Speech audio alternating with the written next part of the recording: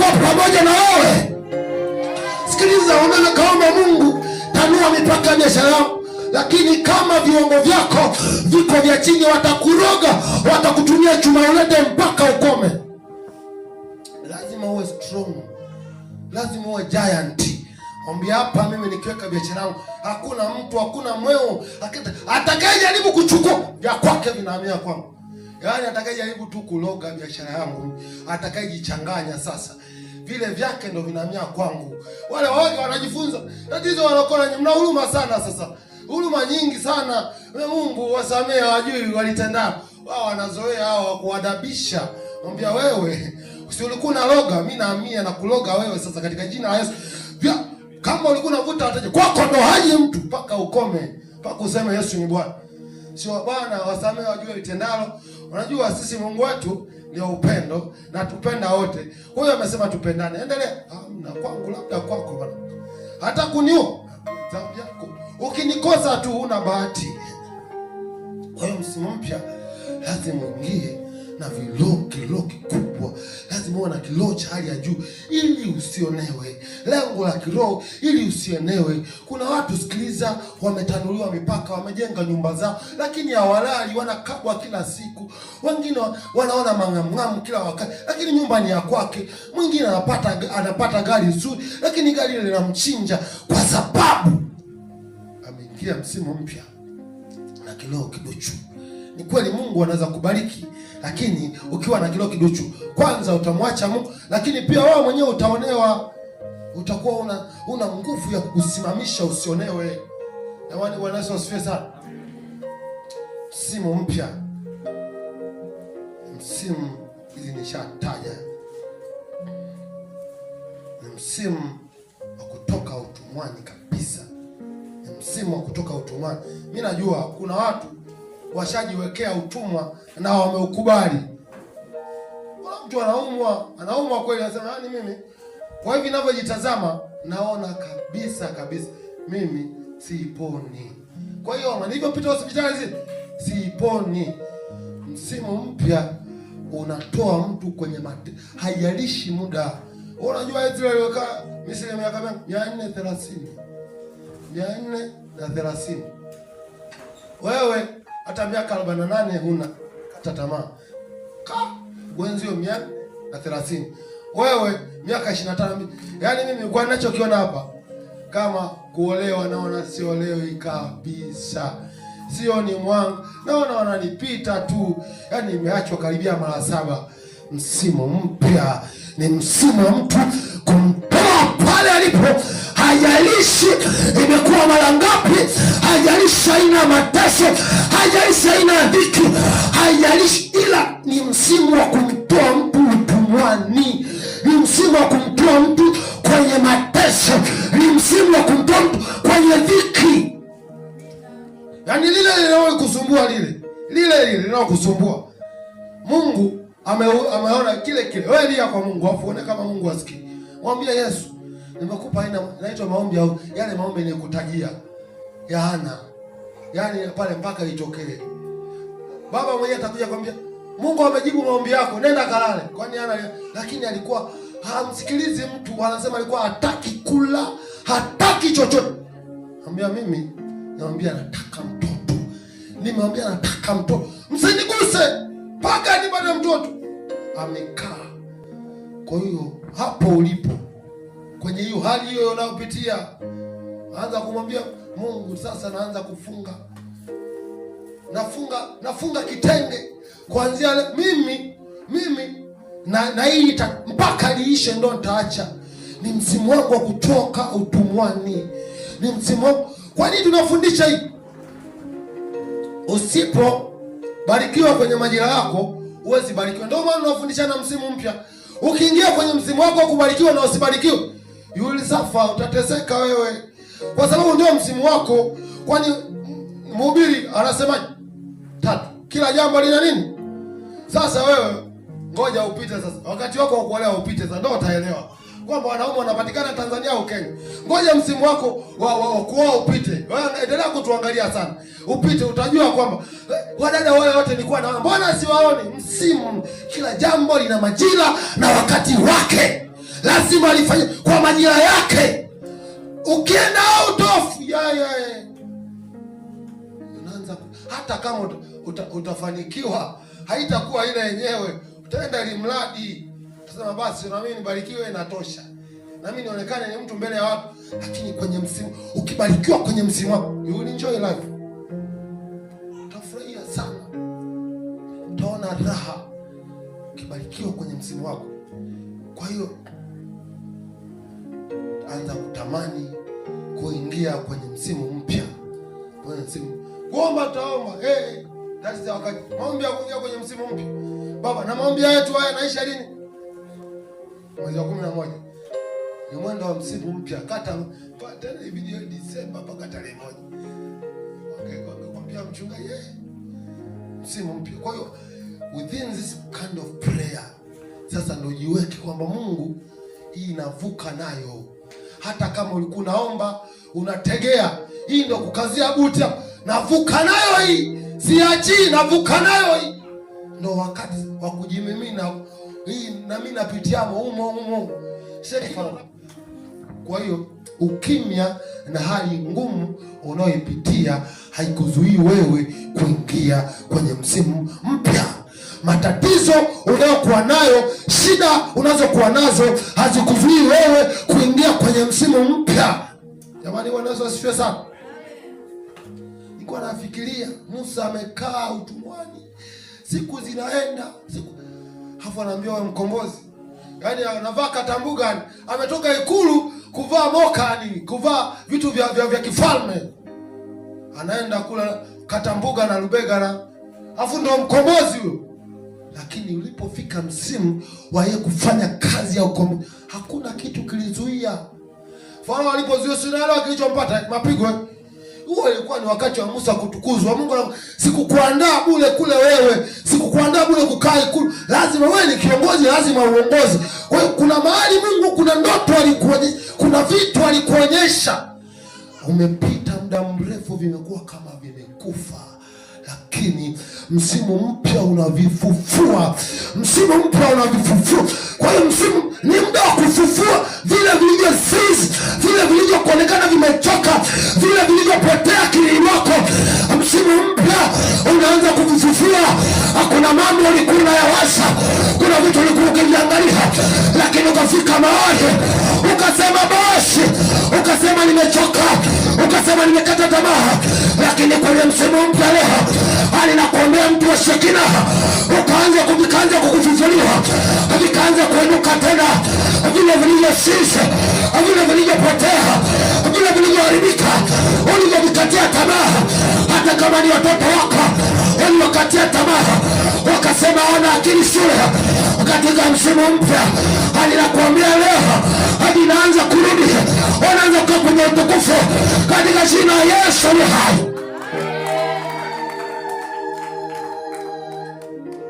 Nakupa kidogo hapa ni ame, naweza nikakaa hapo kakupa tafsiri tu hapo nikaondoka. Lakini lazima nikupe namna ya kuingia kwenye msimu mpya. Lazima nikupe jinsi ya kuingia kwenye msimu mpya. Lazima namna ya kuingia kwenye msimu mpya. Ya kwanza, anza kufikiri na kuwaza juu ya huo msimu. Anza kufikiri na kuwaza.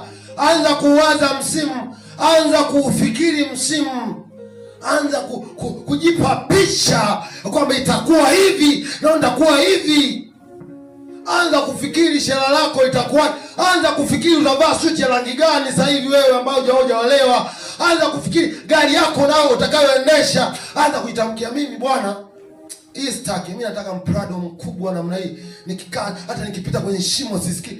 Anza kufikiri, anza kujenga picha. Kwa nini nasema ujenge picha? Kwa sababu picha unayoko nayo sasa ni picha ya kuishi kwenye mateso, ni picha ya kuishi kwenye utumwa. Lakini anza kujenga picha. Wana wa Israeli walianza kujenga picha. Kwa tukifika Kanani, tutaona maziwa na asali. tukifika Kanani tutaishi kwa uhuru, hakuna matofali tena, hakuna shida hizi hatuzipati tena. Okay, kama ni tunakaza buti mpaka itoke. Walijenga kwanza picha akilini mwao, wakajenga expectation, wakasema somewhere we see there is something going to happen. Okay, kama ni hivi ngoja tukaze. Walijijengea picha wanakoenda, wakajitazamisha vitu vitakavyotokea. You can't fight for nothing. Hawezi pambana bila chochote. Ili ujenge shauku ya kufanya kitu, ni lazima wewe unakiona kwamba kile kipo. Anza kujijengea picha yako. Wewe mtu akikuuliza ambia wewe, hivi ukumbi mkubwa hapa Dodoma ni upi kwanza? Ukumbi mkubwa kabisa ni upi? Okay? Pale ndo harusi yangu itakuwa. Hata wase mimi nimeshajijengea, unajijengea picha. Vitu vitakuwa kwa namna hii. Ile inakupa kukaza buti, inakupa kupambana, inakupa kufikiri sana. Anza kufikiria juu ya msimu wako, anza kufikiria itakuwaje. Kama unasoma, anza kufikiria, hivi mimi kweli mimi nakufanya kazi mimi kwenye mtaa? Hapana. Mimi labda wizara elimu ile ya kwangu ile. Ile wizara elimu, anza kufikiria vitu vikubwa vikubwa. Usifikirie padogo. Hadi kuna watu wanafikiri mpaka kuambia mawazo yake unakata tamaa. Huyu ndiye anasema nimuombee kweli na haya mawazo. Mchungaji ni kazi. Unaweza kupewa mawazo. Hivi haya ndio mawazo ya kumwombea mtu kweli? Hii ni mtu ambaye anatamani Mungu amkumbuke ndio anawaza hivi. Mbiani mimi nikijenga chumba kimoja na sebule nimemaliza, cha msingi nimeacha kuupanga. Wanzi wanawaza magorofa wewe. Sasa chumba na sebule itakaa chumba na sebule na watoto 6 mpaka ukome sasa. Baba, ukiwa kijana ulikuwa wapi? Baba yako alikuwa anawaza chumba na sebule, ndio mawazo yake alipokuwa. Kuanza kufikiri na kuwaza vikubwa vya kukaa navyo kwenye msimu wako. Jamani, Bwana Yesu asifiwe sana. Yaani mfikiri kukaa kwa ukubwa. Tunasema msimu mpya ni msimu wa kutanuliwa mipaka. Una expect vitu vikubwa, anza kufikiria okay, nitakuwa na kai. Yaani akilini mwako wewe vinajaa vitu vikubwa vikubwa, sio vya kinyonge. Acha kuwaza kinyonge wewe. Acha kujiwazia. Mimi bwana, mshahara 4,000. Nikipata mshahara 4,000 mimi natosha. Utapewa 200,000 sasa. Nataka 100,000 nakupunguzia kidogo. Anza kuwaza mamilioni. Anza kuambia taasisi kila ninayo kuwepo mimi napokea mshahara kuliko wote sasa kwa taarifa. Mimi ndio bidhaa adimu. Unaanza kujifikiria. Ile inakupa wewe kujiposition na lifestyle yako inaanza kuishi vile. Bwana Yesu asifiwe sana. Inaenda na yoanza kusemesha au kutamka juu ya msimu mpya. Anza kusemesha na kutamka juu ya msimu mpya. Unaanza I'm the blessed one. Mimi nimebarikiwa. Mimi ni wa ile kutamka na tunaanza kujitabiria, tunaanza kuzungumza maneno ya utukufu, tunaanza kuzungumza maneno yenye baraka, tunazungumza maneno yenye neema. Sikiliza mama, hata kama uliwaambia watoto wako tazama hii mtoto haina akili, leo tubu kwa Yesu, mwambie Yesu nisamehe, wanangu mimi ni majini yanzi katika jina la Yesu. Hata kama ni wewe mwenyewe ulijitamkia ukasema okay, no problem, kama kwani paka niolepo hata hivi naishi, anza kufuta maneno. Hata kama ukasema hata nikifa bila shida, anza kufuta maneno hayo. Akueleza sasa, unaanza kutamka baraka, unaanza kutamka neema, unatamka maneno yenye utukufu, unatamka maneno yenye ushindi. Maneno, nguvu ya maneno. Maneno yana nguvu. Maneno yameua watu. Kila unatamka, wewe una imani, si umeokoka, kinatokea. Kwa ni ugonjwa unaona, sponi kabisa. Uponi kweli. Utapita Mkapa, Muhimbili mpaka ukome. Utasema mimi nimelogwa na nini? Sio umejitamkia uponi. Lakini kwenye msimu mpya unajitamkia mema. Unaanza kutamka vitu havijatoka lakini unatamka. Mwambie anatamka. Ukiona tu V8 kabla mwambie yale ndo magari yangu sasa. Yale mimi ndo magari yangu sasa. Mimi siingii kwenye gari, napanda gari. Sababu Peter mwana akasema kuna magari ya kuingia na magari ya kupanda. Tunao bwana. Mimi napanda haya, hivyo ndio vitu vyangu. Ukiona okay, ili ghorofa ilivyokaa hii na mali nimeipenda. Okay, mainjinia wanapatikana wapi? Okay, unaanza hivyo. Uandika na nyingine bwana. Take action, chukua hatua. Chukua hatua. Hii hapa nimeona inaendana na hiyo, connect pamoja afu tupate kitu kinachotakiwa. Hiyo kuchukua hatua, unaanza kuishi kama uko kwenye msimu mpya sasa. Yaani haujafika ile unaanza kuishi kama umefika. Unanielewa hapo? Yaani hujafika ile unaishi kama umefika. Unaanza kuishi mazingira yale ya kule. Mimi nimekwambia mimi sipendi dharau. Msimu mpya unadharauliwaje wewe? Msimu mpya unaheshimiwa. Sasa kwa nini kubali unidharau sasa? Hamna. Anza kuishi kama msimu mpya. Hata ukila matembele na ugali utakula kifalme, kwa sababu akilini mwako viko vitu vya kifalme. Hata ukila ugali na mlenda utakula kifalme, kwa sababu fikra zako zimekaa kifalme. Hata ukitembea mwendo unabadilika wewe. Mwendo unabadilika. Yaani kama ulikuwa unavuta unabadilika. Yaani unaanza kuishi. Kila ndio kitu kitakupeleka. Imani sasa, ile imani bila matendo, yale ndio matendo yenyewe wanakuja sasa. Unaanza ishi kama huko kule. Unaacha kulalamika. Yaani mimi naona maisha yangu sijui atakavyokuwa, ila ninavyoona si kama unapoteza kulalamika. Ila unaanza kama kule umeshafika sasa. Unaanza kuishi kule unakoenda. Unaanza kuishi ndoto yako. Babangu alinichekesha sana, anambia, kama hujaolewa, anza sasa ukiwa unakula, anambia, baba karibu, basi unajisemesha, unapiga hata mazoezi sasa. Wewe umejikalia sasa, Yesu analea, hamda ngoja. Anza kupractice wewe. Anambia okay. Hii hela shinga 30 na noa kiatu changu ile 30, lakini ibidi nimnunulie kiatu. Hata kama umuone atakuja tu, hachukui raundi. Si umeshaanza kuishi maisha ya msimu mpya bwana? Ushaanza kuvisemesha. Siku nyingine unakuta tu barabarani mtu hata kama nakufahamu, wao mwanangu nikupe lift, si unashuka pale chini. No. Unajisemea, gari yangu dereva wangu anakuja kunichukua sasa hivi. Moyo wako unasema, hiyo ndio msimu mpya. Kwani imani ni nini wewe? Imani ni ukichaa kwenye neno la Mungu. Huwa si ndio ukichaa wenyewe vinatokea. Unajisemesha, mwambia okay. Unakunywa moyo, mwambia okay, this is the juice, this tropical savanna. Yeah, I enjoy it. Unaishi msimu mpya. Pale huwezi kujikataa. Hata maombi yako utakayokuwa unaomba yatakuwa yanakupeleka kule kwenye msimu mpya. Ndio maana sisi hapa hatuoni Shekina ya mabati. Amen. Tunaona majengo mazuri yanayovutia. Hatuoni ya mabati. Hiyo ndio msimu mpya tunaingia. Lazima kuona unakoenda. Sisi hatuoni jengo la mabati. Anakuambia muda mfupi unaokuja hawatasema kwenye kanisa la mabati, watasema kwenye kanisa kubwa makulu katika jina la Yesu aliye hai. Hili jina sikuitamka hii bwana.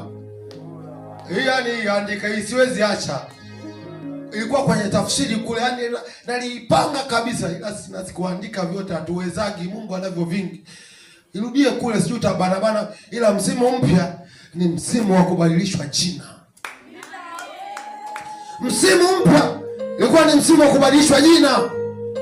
Hapo nikupe na andiko kama Isaya 62, ukisoma mstari wa kwanza mpaka wa 5. Isaya 62 mstari wa kwanza mpaka wa 5.